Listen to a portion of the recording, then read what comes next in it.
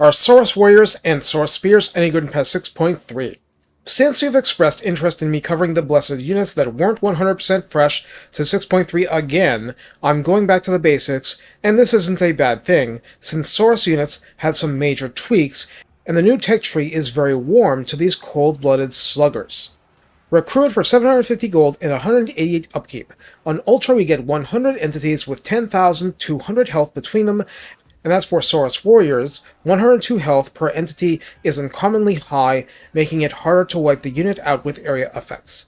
Armor is 60 in a game where the baseline for grunts is 30. The base variants don't have shields, we'll get to those at the end. Leadership 75 is very solid, these guys do not break easily. Speed 31 and charge speed 38 are not slow compared to Chaos Warriors, but slower than virtually all else in the faction. Melee attack now begins at 32. This was 29 before, and remains so for a long time. This was the legacy of coming in as a Tier 1 infantry unit on launch. Despite that, the unit was stupidly strong, and has remained so most of its life. It is now stronger than ever, but the availability, which was reined in before, makes that seem appropriate. And you do pay for the privilege. Attack interval of 3.7 seconds is lower than the standard 4 seconds, and significantly lower than you'd see for an Empire Swordsman, and while animation length is a thing, less downtime between attacks is still good, because your animations could interrupt someone else's. Melee defense remains 28. That's not super low, but it is low compared to the average Empire Swordsman's 32. Weapon strength 52, on the other hand, is completely broken compared to the Swordsman's 28. This 52 is split base 34 and armor piercing 18. It is hard to overemphasize how simple and brutal this is. It takes something like Chaos Warriors to not feel the base damage much, and the armor piercing is still a constant bane, almost equal to the regular attacks of many normal units. Charge bonus is 16, and mass is a beefy 190.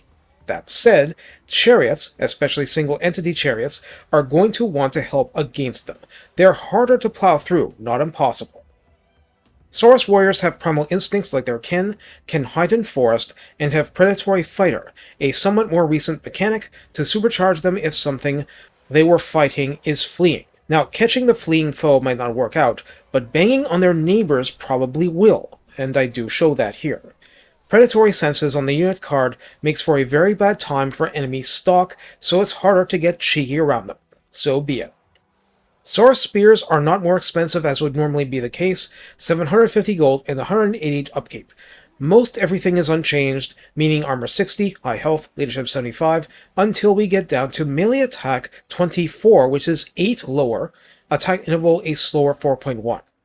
Melee defense 32 is 4 better, weapon strength 42 is 10 worse, split base 29, and armor piercing 13, but coming with a bonus versus large of 60. This means against Centaurs, their melee attack 40, weapon strength 58, split base 40, and armor piercing 18 if my calculation is correct. So in pitched melee, they are better in that fight than against Gor-Rok, and Saurus Warriors are the reverse, but it's not some gargantuan change either. Really, the big difference is quite naturally the presence of charge defense versus large and charge reflection, letting you outright repel cavalry charges. Both shielded variants are 800 gold, 200 upkeep, same they've been for eons. The shield block chance is 35% chance of repelling small arms missile fire from the front. Saurus Warriors go from melee defense 28 to 34, an increase of 6. They are now 2 better than Empire Swordsmen. Saurus Spears go from melee defense 32 to 38, likewise an increase of 6. In the redline skills, Proud Warrior at 3 pips gives armor plus 6 and melee attack plus 6. Many scorn armor increases, but fine, whatever. Melee attack is very significant, and once again, that's on top of a pre-existing increase of 3 from what used to be the baseline. Jungle Dominion gives rank 7 Saurus and up armor plus 10, weapon strength plus 12%, which makes the bashy bashier, and spell resistance 15% to make burning heads burn less. In the new tech tree, Tablet of the Saurus gives plus 5 melee defense that you didn't get from early redline skills, sequence of weapons crafting for weapon strength plus 10%, massed combat for plus 5 more melee attack, Saurus spawning for plus 2 recruit rank, armor crafting for +5 armor and +10% missile block chance for shields. So 45% missile block chance for the shielded units now, and Saurus Invigoration for -10% upkeep and -20% fatigue buildup in battle. So how do we use the Saurus Infantry? Well, let's look back at that stuff for a second. That's a lot of melee attack and defense, and... okay, basically everything got boosted for a unit that, naked except in birthday scales, hits like a heavy-duty truck from a traditional American manufacturer. This is before the new Saurus Gar veterans give just a little bit more boosting on what lords could do, or even the smallest magical support. They become anvils and bruisers at the same time, defensive and damage dealers simultaneously. This is the core of everything you will do with the Lizardmen in mid-game, and while you certainly will stray from it for more and more dinosaur spam, these become the linchpins of your garrisons, where the techs apply even when redline skills cannot, and, absent specific and dramatic counters by the enemy, they're just hard to fight. Now, why aren't they the best things ever? These combats don't end nearly as soon as you'd think from all the praise I'm showering on them, but this is without campaign buffs. Basically, it's two things. More like 2.5. Number 1, 100 entities only. Number 2, the spacing. The Saurus need elbow room. Only so many are fighting on the front line at the same time, and the regimented ranks they have take up a lot of total space. They do not squish down easily. That's for skinks. So it's not 2 of the enemy fighting 1 of them, no, but they still have that kind of advantage.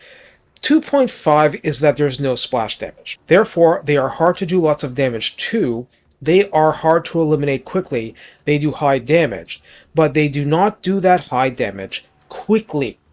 They need time to do it. They excel in drag-out battles that get dirty.